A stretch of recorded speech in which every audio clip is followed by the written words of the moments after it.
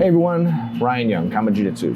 I hope you're doing well. So I want to answer a couple of questions. Just did a video last week that dropped. It was Jiu-jitsu without self-defense. Your BJJ is missing game. Yes. It's fun when I do these videos because I get so many differing opinions that come through because people get really tribal when it comes to their BJJ or Gracie Jiu-jitsu, or even if they don't, we get a lot of people who watch our channel or subscribers who don't do Gracie Jiu-jitsu or BJJ for that matter. And this is one of those videos that kind of poke a nerve in people because everybody wants to think that what they're doing is the best, the correct thing. You know, they have great admiration for their instructors, their sensei, the professor, whatever you want to call them, the coach. They don't like to be pointed out to something that could be an alternative reality to them. But anyway, so I've got Silver Fox, who came in and commented on this video and said, self-defense is the art itself. Just like boxing, for example, if you're a good club boxer, you're gonna beat the average bully in most situations. And he puts a question mark. That sounds like a statement, but he's asking me, I guess. Same with BJJ. If you're a good blue belt in most BJJ clubs, you hold a massive advantage in almost any one-on-one situation with the average bully. Question mark. Same for almost all combat sports. Question mark. Not sure about traditional martial arts though. Question mark. Different subject altogether. Question mark. Okay. And then Anthony Santana. Professor, thanks for your videos. I have a question for you. How do you feel about BJJ schools that don't have a curriculum or a beginner class? Okay. Answer to that first question. If it doesn't have a curriculum or beginner class, it's not a school, it's a club. So for instance, Guantanamo Bay, when we went to go visit our sailors and Marines and Army guys over at Guantanamo Bay, that's a club. There's nobody who heads the school because it's not a school. There's maybe a guy who heads a club, but being that they're kind of in a rotating deployment, somebody who's heading the club today may not be heading the club a year from now, 6 months from now, or 2 years from now, however long the deployment is. That is a club. They don't have a curriculum. They'll have instructors who come in every once in a while and will teach them something. And that something could be a particular concept or a suite of techniques, but there's no necessarily no curriculum and there's no instructor there. So, and there's no beginner classes. Everybody just shows up at a certain time in a given evening to train. And the most senior guys there will try to show somebody something, but are they an instructor? Maybe in that moment they are, but they're not an instructor per se. When we went there were only blue belts that were the highest ranked guys. There were no purple belts, brown belts, or black belts, just blue belts. So, and they came out and said, you know, I'm not the instructor here. You know, we're just trying to help each other out. So that's a club. Anybody who says they're a school but don't have a program to teach beginners and, you know, at the very least, and then don't even have a curriculum, it's not a school. They can call themselves a school, but they're not. They could be a gym club, kind of the same thing, not a school. Now, in answer to Silver Fox's statements, questions, they weren't really worded as questions, they just had questions at the end of it, but let me try my best. Somebody who's a good blue belt, will they have an advantage over a particular person on the street who attacks them? Yes and no. Yes, because if you think of how it was explained to me by Grandmaster Helson, he says this is the way he told it to me. If you're a blue belt under me, if you earn a Helson Gracie blue belt, then you will be able to take care of yourself against 75% of any attacker on the street as a blue belt. As a purple belt, he says 95%. And he says, with that remaining 5%, that would be a top judo black belt. This is back when there's no such thing as MMA. There were, you know, judo, karate, kung fu, tai chi, muay thai, all those kind of stuff, all those other martial arts, but you didn't have a lot of people doing Gracie Jiu-jitsu or BJJ for that matter, at least not in Hawaii or in the US in general. You would be able to sneak up on most attackers, sneak up in that they would look at you and they think to themselves, okay, let me try and rob you or something, or let me attack you, whatever, and then they wouldn't know what they were getting into. However, now with the advent of sport BJJ, which is not necessarily self-defense. In fact, if you're a pure sports school and you don't do self-defense, I don't even think you can call yourself self-defense. It's a sport. That is similar to, say, I guess it is kind of a martial sport. It's not quite as different as, say, maybe a football player. A football player who will just rush you and slam you into a wall or into a car or something and maybe knock you out in that way. Or a wrestler who will just pick you up and slam you. Is a BJJ guy any more effective than those two? I don't know. Partly because a lot of BJJ guys have no idea how to take anybody down. No idea whatsoever. They jump guard. Or, if you see some top players, as soon as the ref says go, they just sit right on their butt and they scoot right up to you and expect you to come into their guard and play their guard. How is that fighting? It's they say, and they don't say I have a match coming up in 5 minutes. I have a fight coming up in 5 minutes. That's not a fight. If you can put yourself in a spot where somebody could kick your face or punch your face and never get it punched or kicked because, you're in your tournament and you can feel secure you're not going to get struck, then it's not a fight. It's a match, right? So would a sport BJJ blue belt be able to handle himself against an attacker in the street? I want to say probably, but to the degree that Grandmaster Helson had drawn out for me, I would say probably not. The reason is because a lot of the sport guys, they like to fight from their back, whereas in a fight, you don't want to fight on your back. You want to fight from the top. Now the back is a defensive mode. You're doing it because you were put there, not because you willingly went there. Right? Nobody in their right mind in a fight would put themselves in a position where they have their back on the ground and be in a position to get punches rained down on you. And to me, it's just not good strategy. To me, I think a boxer would probably fare better than would a sport BJJ blue belt in a fight. Why? Because a boxer, they start off on their feet. Some of these BJJ guys who don't know how to take down, they don't know how to close for a clinch in a fight. They don't know green zone, red zone, green zone. They don't know how to protect their face, like I had mentioned in one of our past videos about Jiu-jitsu part 2, right? They don't know how to hide their head. And somebody who practices punches all day long and looks for ways to punch you in the face, they're gonna punch you in the face. Being that you have no preparation for it in your training or in your matches, how prepared will you be in a situation? I don't believe that you'll just figure it out on the fly. I really don't. I think you're a product of your training. And if your training doesn't involve some sort of escalation, then I don't think that you'll be able to cope when the escalation happens unexpectedly. Those of you who want to do the art the way it's supposed to be done, do the self-defense stuff. At the very least, in every position, slap somebody in the face or tell them to slap you.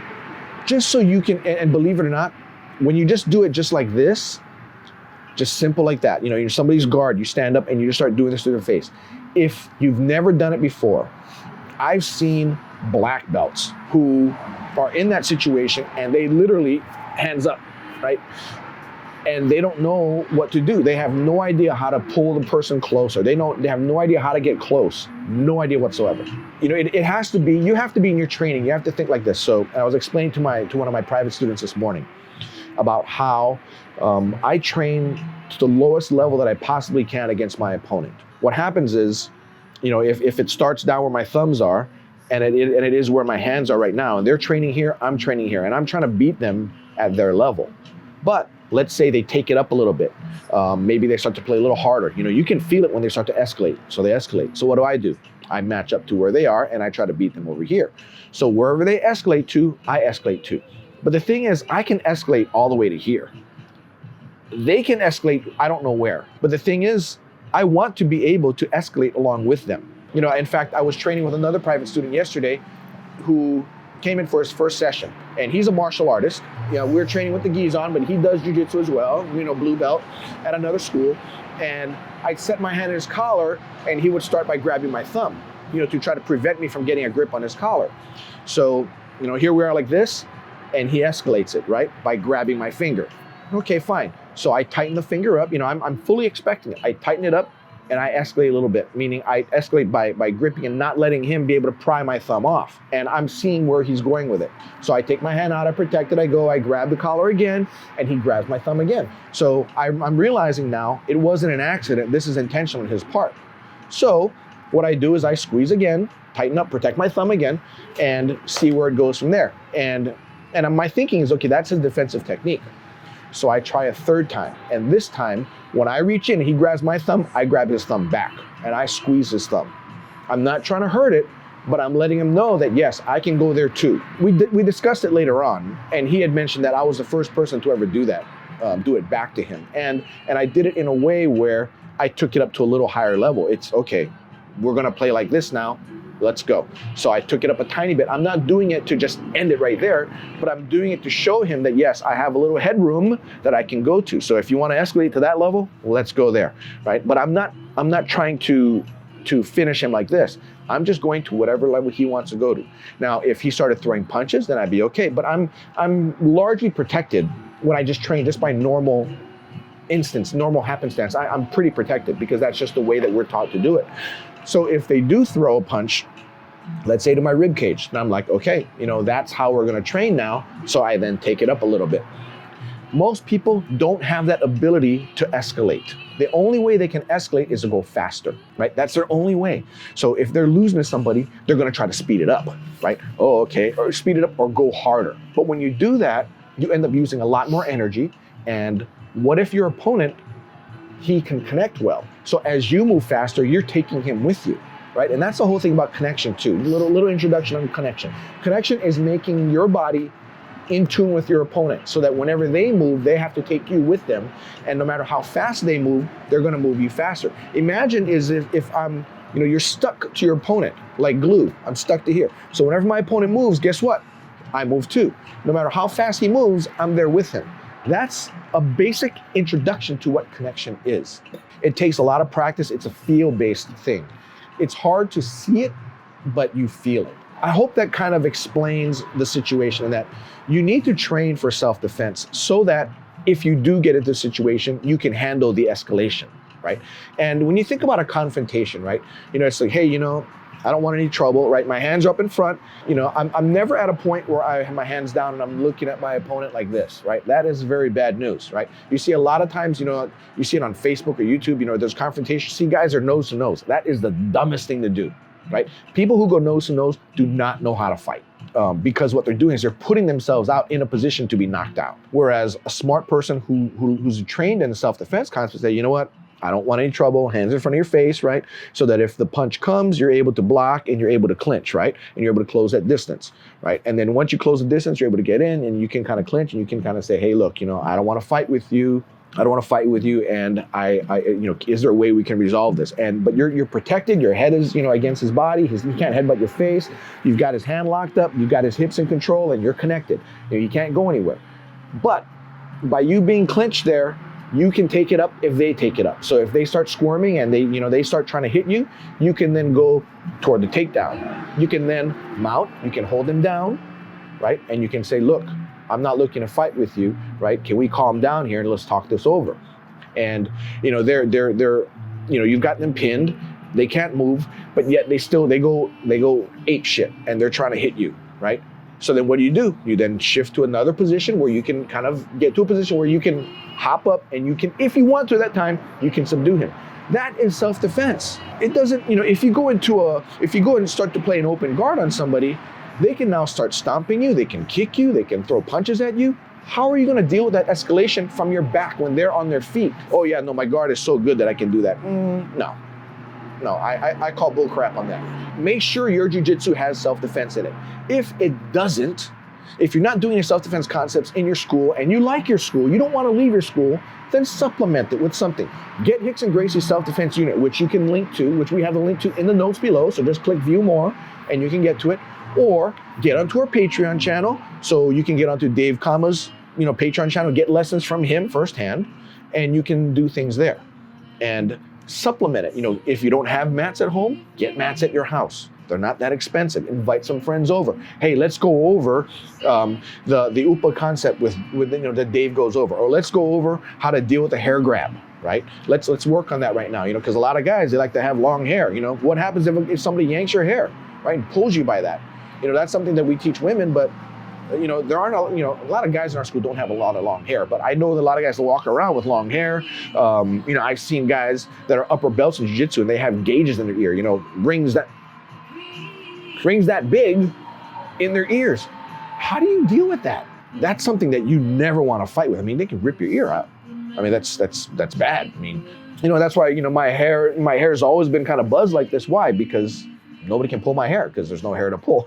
You know, of course I'm getting old, so it's falling out anyway, but that's another story. So get the self-defense in your jiu-jitsu if it's not in there now. It's not too late. You can always do it whenever, and it doesn't cost a lot of money either. You know, the RICKSON GRACIE'S self-defense units don't cost a lot of money. The KAATARO Jiu-Jitsu Patreon channel doesn't cost a lot of money, right? It's less than probably what you're paying for your jiu-jitsu, and yet your jiu-jitsu is not teaching you self-defense, right? I don't get it, but whatever. Anyway, thank you for subscribing, thank you for liking, and thank you most of all for sharing. You know, share our videos, get them out to people who you think they'll be valuable to. Whatever you do, be safe while you're training. And yes, practice a little bit of slaps here and there. Get yourself in that mindset. And other than that, that's all I got for you. Happy training. Bye-bye now.